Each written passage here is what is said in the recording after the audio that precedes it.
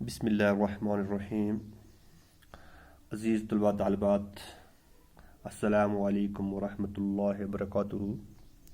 آج ہم پڑھنے جا رہے ہیں 5ویں کلاس کا سبق، اور سبق کا نام ہے بابا غلام شاہ بادشاہ رحمۃ اللہ علیہ۔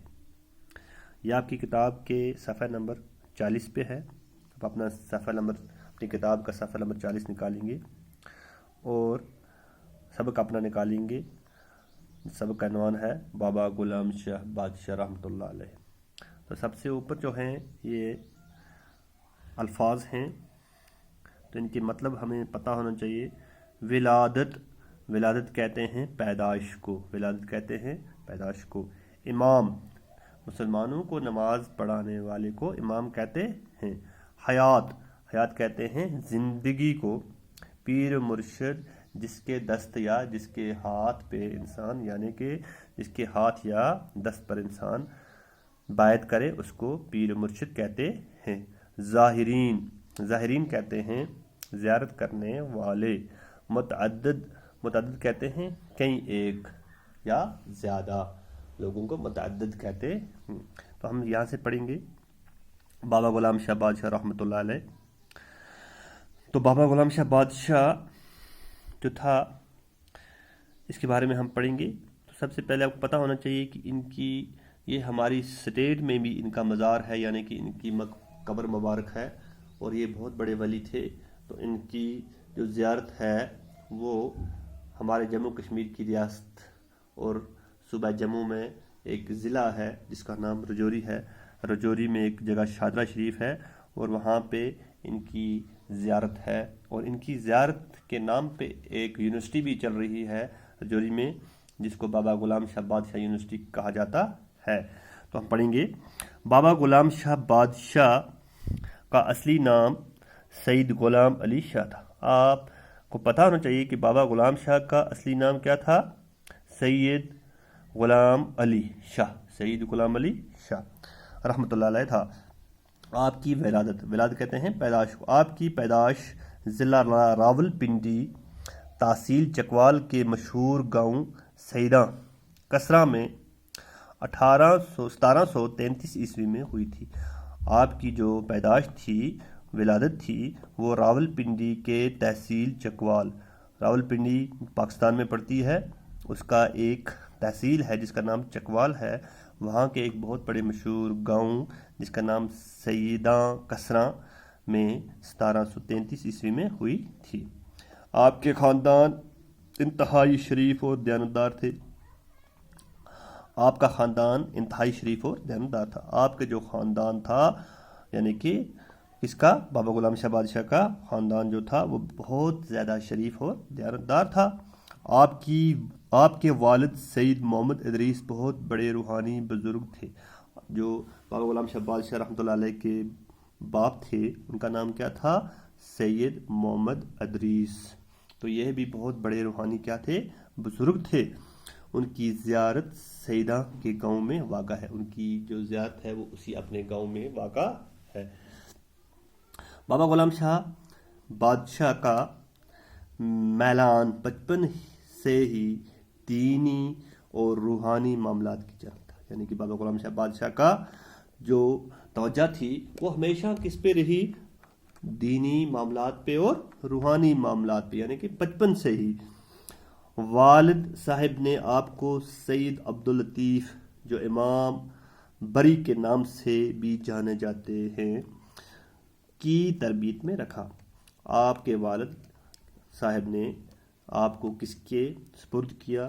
سید عبداللطیف، جو امام بری کے نام سے بھی جانے جاتے تھے، اس کے سپرد کیا۔ کس لیے؟ تربیت کے لیے۔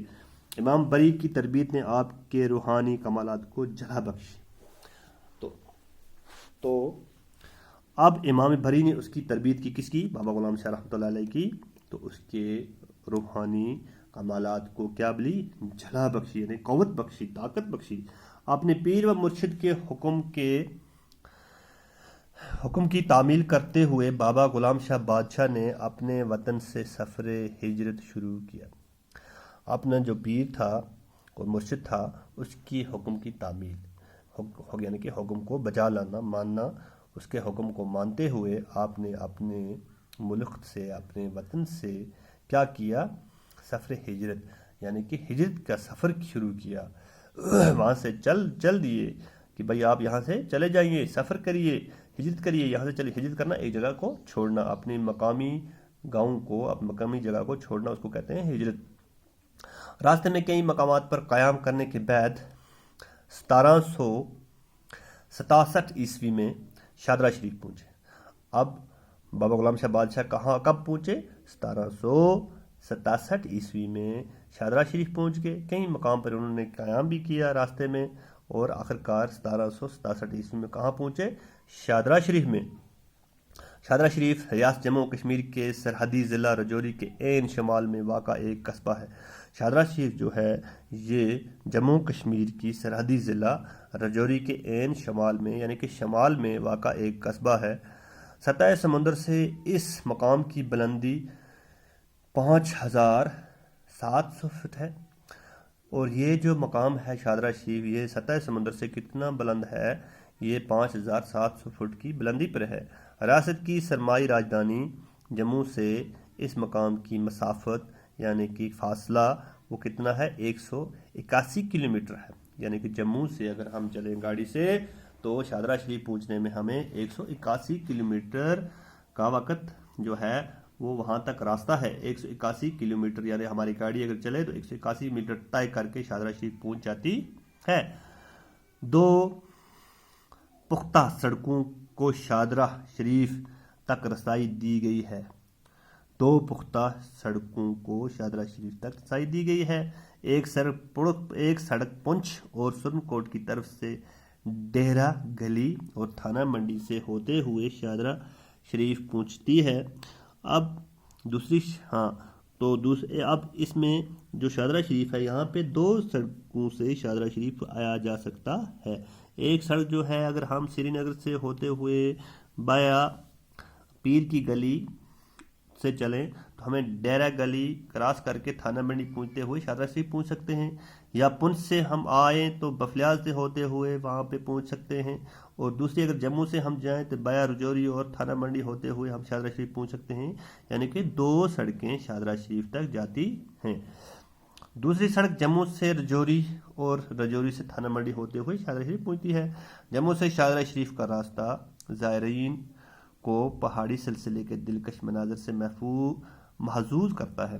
یعنی کہ جموں سے شادرہ شریف اگر زائرین آئیں زیارت کرنے والے تو یہاں پہ پہاڑوں کے سلسلوں کو دیکھ کر جو زائرین ہیں وہ اپنے دل کو خوش کرتے ہیں، محظوظ کرتے ہیں، ان کا دل خوش ہوتا ہے اس علاقے کو دیکھ کر، پہاڑی سلسلے کو دیکھ کر، جنگلوں کو دیکھ کر۔